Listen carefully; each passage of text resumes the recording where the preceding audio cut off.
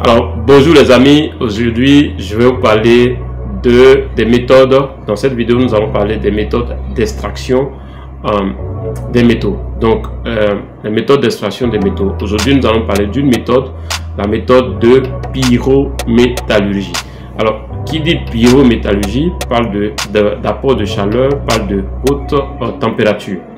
Alors donc dans cette méthode, le principe de la méthode c'est on va appliquer une forte chaleur, donc apporter une forte chaleur ou une haute température, et l'objectif de cette méthode est de modifier chimiquement le minéral pour ensuite obtenir, ensuite le réduire en un métal libre.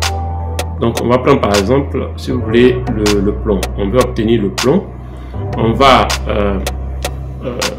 chauffer l'oxyde de carbonate de plomb dans l'objectif au final d'obtenir du plomb.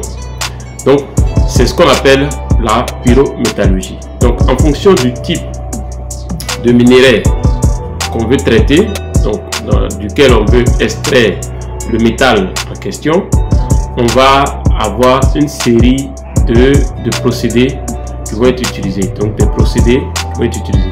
Concernant l'extraction pyrométallurgique, on peut avoir plusieurs procédés. Le premier, ça va être par exemple la calcination. Donc dans cette vidéo, nous allons parler de la calcination. Le deuxième, le grillage. Le troisième, la fonte. Le quatrième, ce qu'on appelle le raffinage ou la conversion. Donc vous avez le calcinage, le grillage, la fonte et le raffinage ou la conversion. Donc comme je l'ai dit dans cette vidéo, on va parler juste de la calcination, et dans la prochaine vidéo concernant la pyrométallurgie, nous parlerons de la fonte, du grillage, de la fonte et bien sûr du raffinage. Alors en ce qui concerne le grillage, alors comment ça va se passer? En ce qui concerne plutôt la calcination, puisque c'est de ça que nous allons parler aujourd'hui dans cette vidéo concernant la méthode de pyrométallurgie. Notez que la calcination est le chauffage du minerai. Donc on va chauffer le minerai, et cela on va le faire pour provoquer sa décomposition.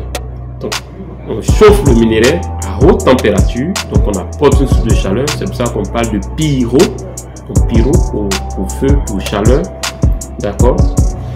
Donc on va apporter une grosse source de chaleur, une forte chaleur au minerai. Donc on va chauffer le minerai, il y aura un chauffage du minerai, et ce chauffage va entraîner une décomposition et une élimination d'un produit qui est d'un produit volatile.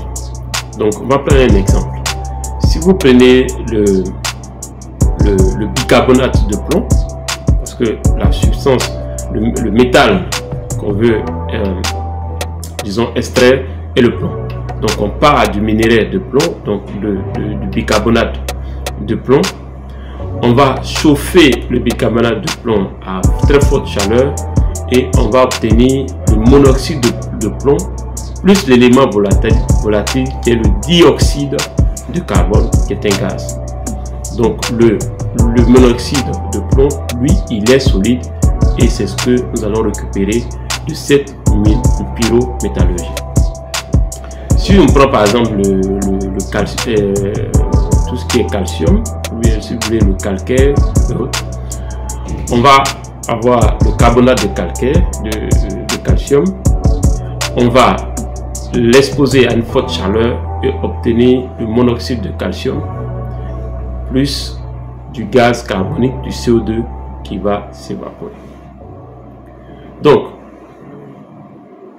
j'ai pris l'exemple du CO2, et si on prend par exemple l'exemple du CO2 que je viens d'évoquer avec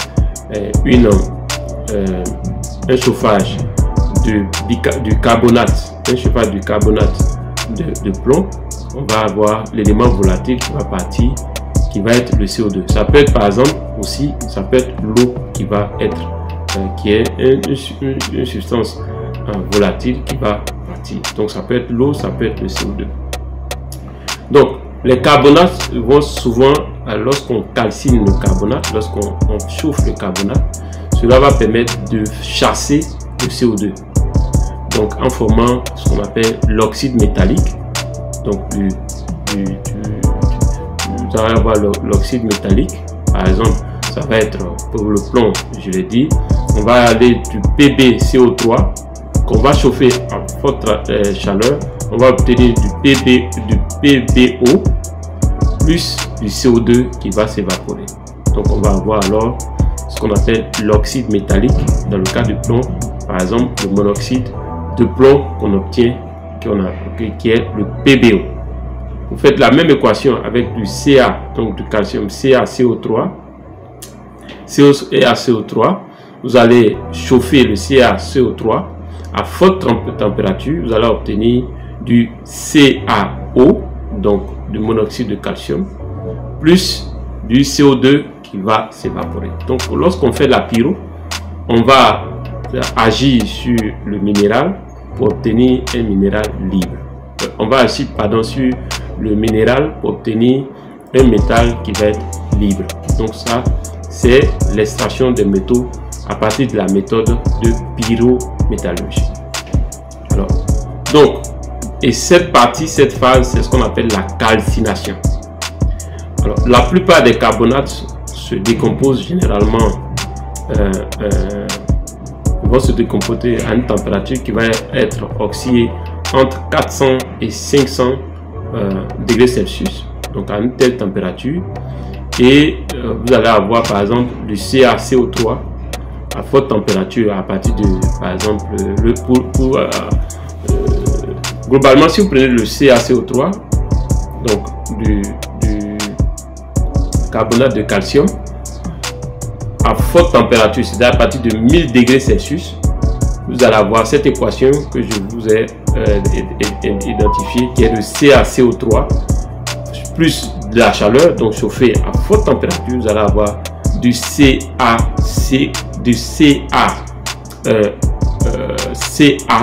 donc le monoxyde de calcium, ou si vous voulez, oui, le monoxyde de calcium, pour dire qu'il y a un seul oxygène dedans, plus le CO2 qui va s'évaporer. Donc je reprends très rapidement sur ce que nous avons dit dans cette vidéo concernant la méthode de pyrométallurgie. On parle d'extraction de métaux, et concernant l'extraction des métaux, il y a plusieurs méthodes. Nous avons parlé aujourd'hui de la pyrométallurgie. Et concernant la pyrométallurgie, ce principe de la pyrométallurgie, c'est l'extraction des métaux en appliquant de la chaleur ou une forte température. Et l'objectif de cela est bien entendu de modifier chimiquement le minéral et finalement le réduire en un métal libre.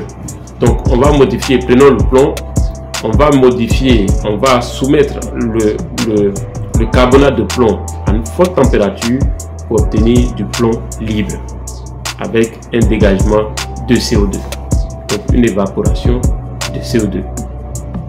Alors on a dit qu'en matière de pyrométallurgie, en fonction du type de minerai que vous avez, vous allez avoir un certain nombre de procédés que vous allez mettre en place.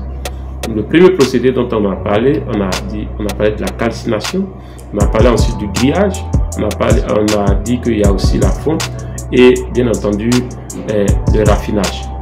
Alors aujourd'hui, nous allons parler de la calcination et nous avons dit que la calcination en matière de pyrométallurgie consiste à un chauffage d'un minerai. On va chauffer un minerai pour provoquer sa décomposition.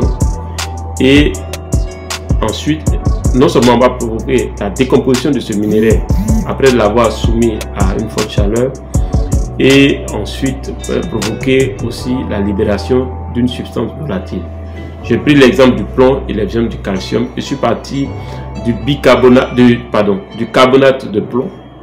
Le carbonate de plomb chauffé à forte température, on va obtenir de l'oxyde de plomb, donc du monoxyde de plomb. Donc, c'est qu'il y a un seul oxygène, mono ou un. Monoxyde de plomb, il y a un seul oxygène plus un dégagement de CO2. Donc, on a modifié, d'accord, on a modifié à partir du chauffage. On vient là de modifier chimiquement le carbonate de plomb pour obtenir l'oxyde de plomb et un dégagement de la chaleur. Et ça, c'est ce qu'on appelle la calcination. Si cette vidéo vous a plu, faites-moi un gros like et on se retrouve dans nos vidéos pour parler toujours d'extraction des métaux. Nous aurons 4 vidéos liées à l'extraction des métaux et nous venons de voir la deuxième vidéo qui porte sur le sujet. Si vous n'avez pas vu la première vidéo, regardez dans les différentes vidéos que j'ai publiées déjà pour pouvoir les voir, la voir bien sûr. À très bientôt, ciao ciao.